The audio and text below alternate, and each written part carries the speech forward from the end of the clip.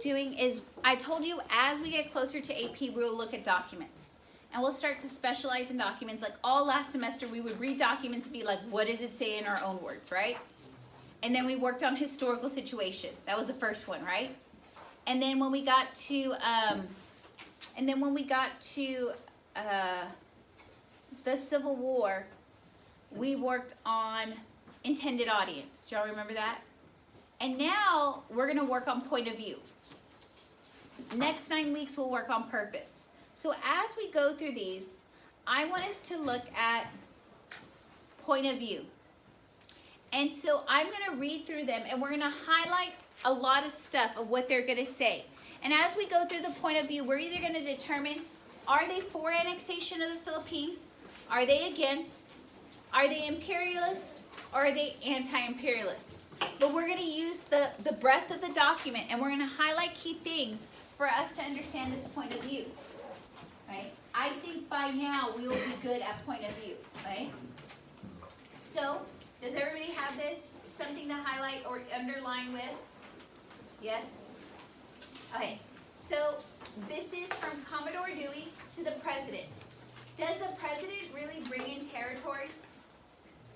No. Who would bring in a territory? Who has the authority?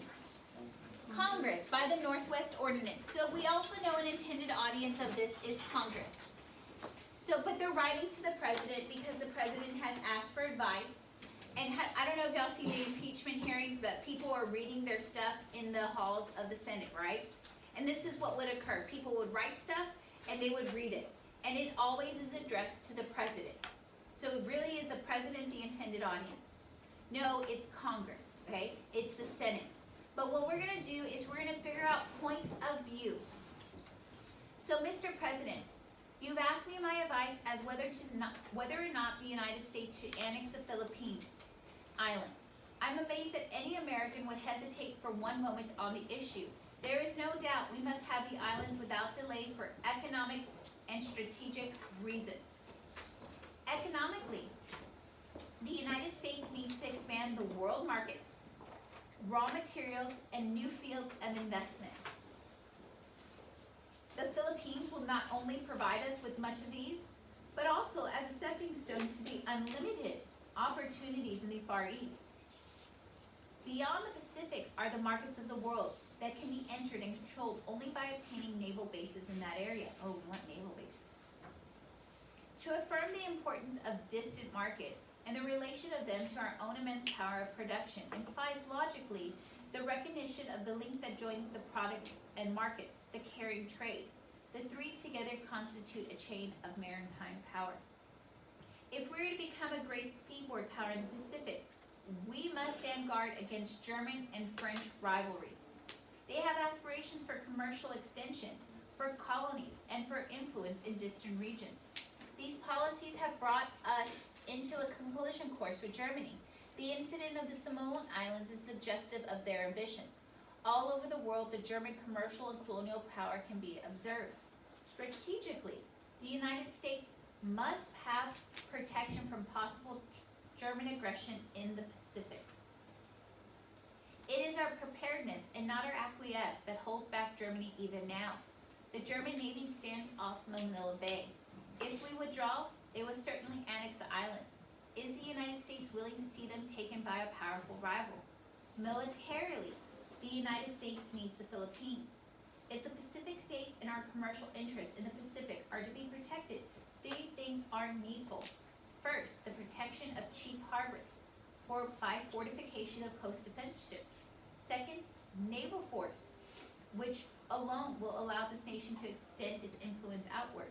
Thirdly, it should be an inviolable resolution of our national policy that no foreign state should henceforth acquire a coaling position within 3,000 miles of San Francisco. The islands in question are needed to maintain our Navy by allowing for coaling stations as an outer perimeter of defense. A powerful Navy in the Pacific will induce a great increase in our commercial activity and provide an outlet to the Far East of our great industries. The position of the United States between the two old worlds and the great oceans has ended our self-imposed isolationism. We must either expand to protect our western flanks or pay the consequence. So what is the point of view? Are they for annexation or against annexation? Is this guy an imperialist or an anti-imperialist? There is our point of view. So do y'all see now? Y'all are getting good at this because we know some knowledge of what is going on. We were able to highlight what were the key things that caused this point of view.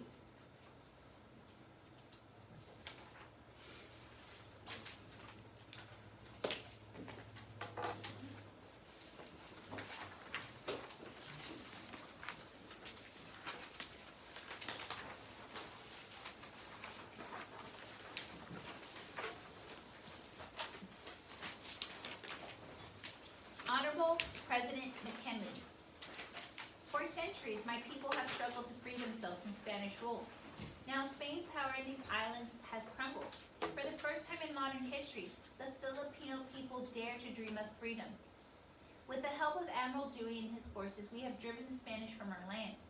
Let it always be said that the United States took up arms to aid a neighboring people struggling to be free, and that the American people delivered the Filipino people from the tyranny of Spain. But Mr. President, are we really to be free? Have we escaped from one master to be chained to another? Has the ancient doctrine of imperialism returned to our land in a new form? Our friends in Europe tell us you plan to annex the Philippine Islands.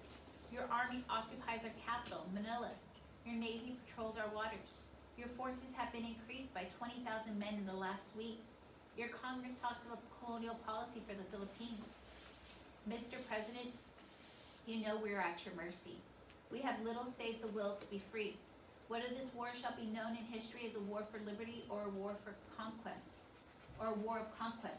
Whether the principles of self-government shall be strengthened or abandoned. Whether we remain free or again become a conquered people depends on your decision. Mr. President, you know we will not willingly surrender our freedom. If you do not withdraw your army, there will be a war. In closing, Mr. President, let me remind you of the words of Abraham Lincoln, who freed a conquered people. No man is good enough to govern another without a man's consent. Emilio Aguinaldo, commander of the Filipino Army. So what is his point of view? Against annexation. And he's anti-imperialist.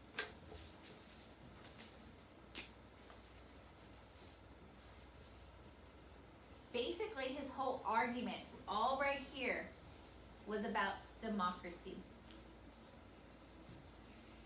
We want our freedom. You are a free people. You should give this to us as well.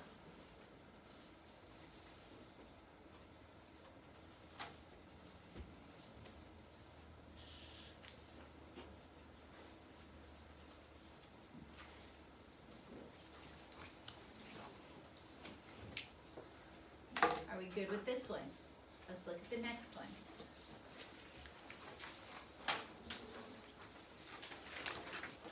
This is the address of Josiah Strong. We saw him on question number 1. He delivered it before the United States Missionary Council in Boston. He says, we have freed the Filipinos from the abuse of Spanish rule. We cannot leave them to drift alone in the dark, aimless sea.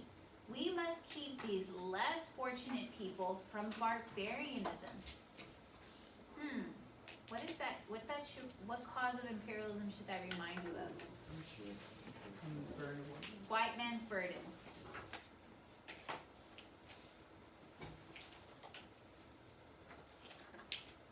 He says we must patiently, with kindness, teach these people to govern themselves, to enjoy the blessings of Christian civilization. Do y'all remember missionary zeal? They're bringing up the causes of imperialism. He says this missionary council does not support a grab for empire, but we support a paternal arrangement of our government towards the Philippines. This will be an heroic effort to free an oppressed. We're going to free the oppressed and teach millions of ignorant, debased human beings how to live. Okay, what does this reek of? What is it, white man's burden or missionary zeal? White man's burden. He says, God has outfitted us with the task. Shall we shrink from it? Ours is a divine mission. Can we renounce his holy trust? All of this evokes what? That missionary zeal. Can we leave the savage to his base condition? What does that evoke? White man's burden. There are so many real things to be done. Canals to dig, railroads to be laid, cities to be built, people to be saved. And to these, I know it says port, but it should be poor. To these poor, backward people, primitive and pagan, who sell their children into slavery, they chew narcotic plants and sacrifice animals to their spirits. What is the sound of? What is this? Poor, backward people who sell their children into slavery. This is white man's burden, right? We must make whatever sacrifice it takes to lead them from darkness and superstition and ignorance into the light of Christian love. What's that? Okay, what is his point of view? Point of view. For or against annexation?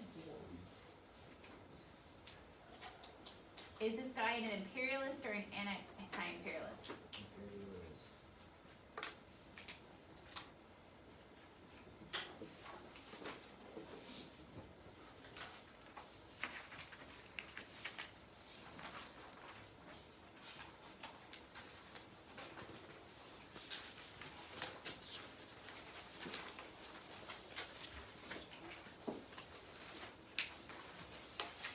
Mr. President, I have looked over the various provisions of the Constitution of the United States, and I find no clause that empowers the government to act as a receiver of any other government.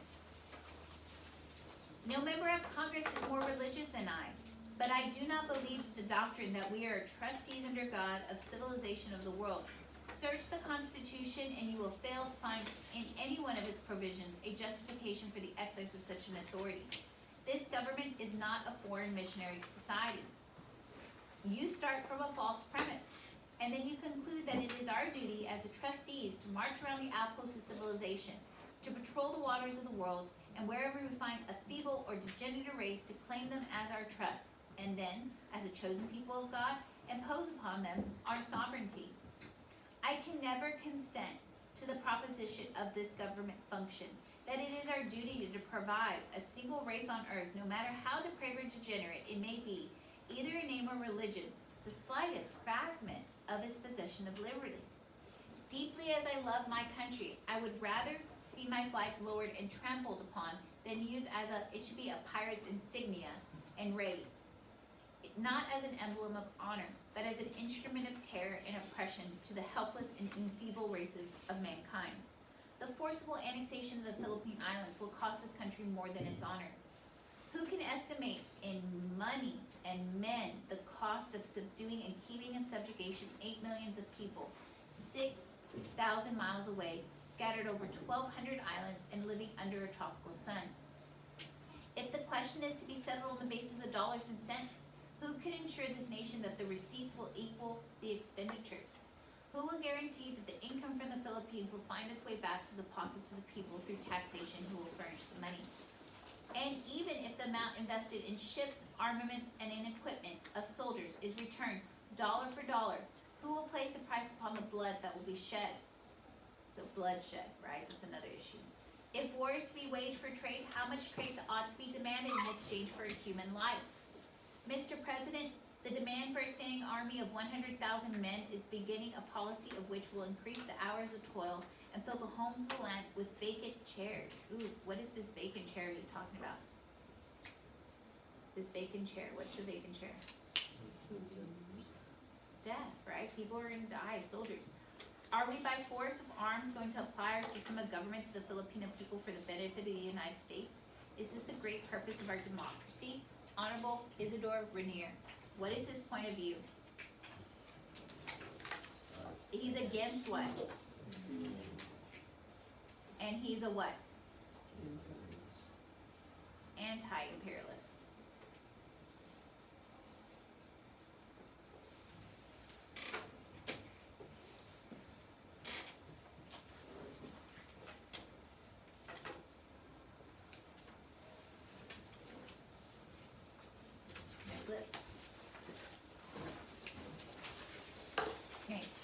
President, as a senator of this great nation, the United States of America, I feel it my duty to advise you on the question of annexing the Philippines. It is the manifest destiny of the United States to annex these islands. Social and economic reasons dictate this course. Socially, the United States has been blessed with a superior culture reflected by the people of an Anglo-Saxon background. What is this? This is white, and I'm going to abbreviate it, white man's burden. WMB. It is the duty of the white race. Oh gosh.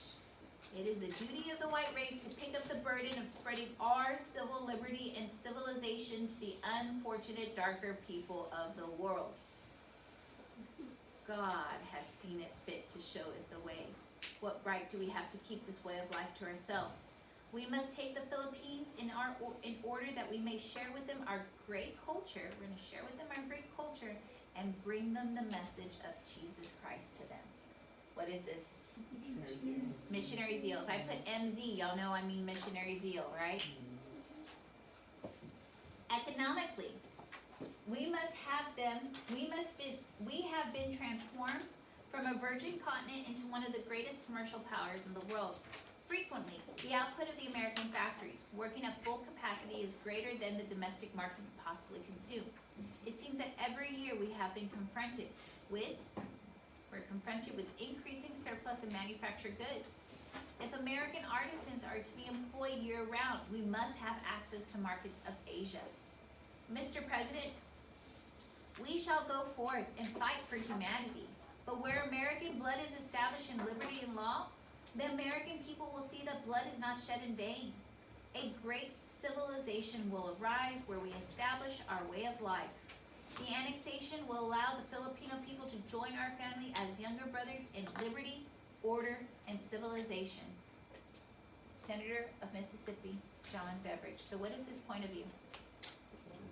He's for annexation, and he is a what? Imperialist.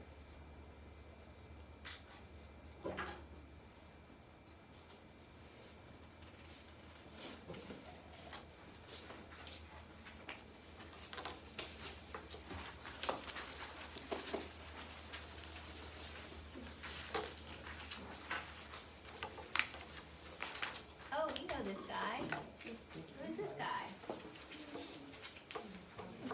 Populist presidential candidate William Jennings Bryan. So this is as reported in a newspaper interview in 1898. Our nation is in great danger. The very foundation of our government is being assaulted.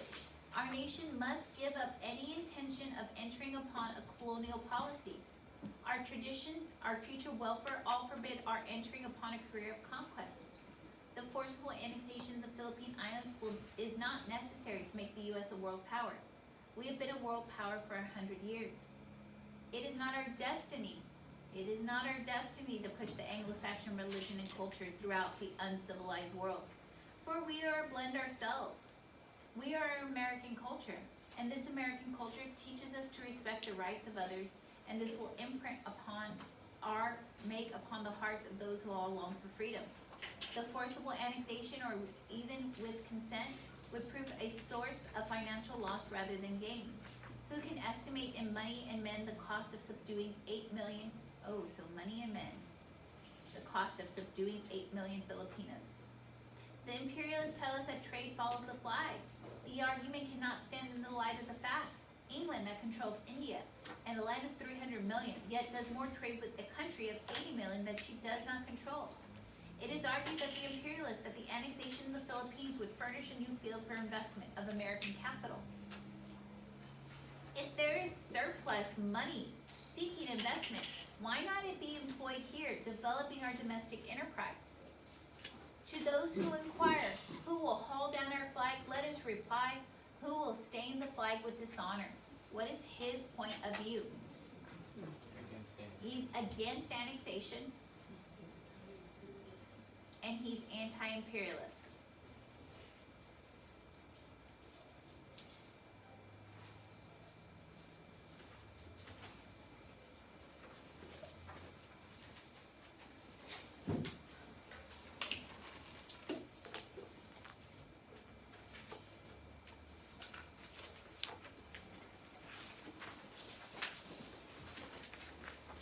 y'all getting a hang of this now? I got one last one. President McKinley's decision. I walked the floor of the White House night after night until midnight. And I'm not ashamed to tell you, gentlemen, that I went down on my knee and I prayed to the Almighty God for light and guidance more than one night. And one night it came to me this way. I don't know how it was, but it came. That we could not give them back to Spain. That would be cowardly and dishonorable. 2, that we could not turn them over to France or Germany, our commercial rivals in the Orient. That would be bad business and discreditable. 3, we cannot leave them to themselves. That would be, they were unfit for government and would soon have anarchy and misrule over their worse in Spain's war. 4, that there was nothing left for us to do but to take them all, and by God's grace do the best we could by them. And then I went to bed, I went to sleep, and I slept soundly, and the next morning I sent for the chief engineer of the War Department, our map maker, and I told him to put the Philippines on the map of the United States, and there they are. So what did he decide to do? He annexed. And that is how we get the Philippines. The Philippines will be ours by 1933. They will be set free by FDR to be fully freed in 1945. From 1933 to 45, they will be taken over by Japan. And then we will go in World War II and try to rescue the Philippines from Japanese rule. And then after we've liberated them from Japan, they will be officially free in their own nation.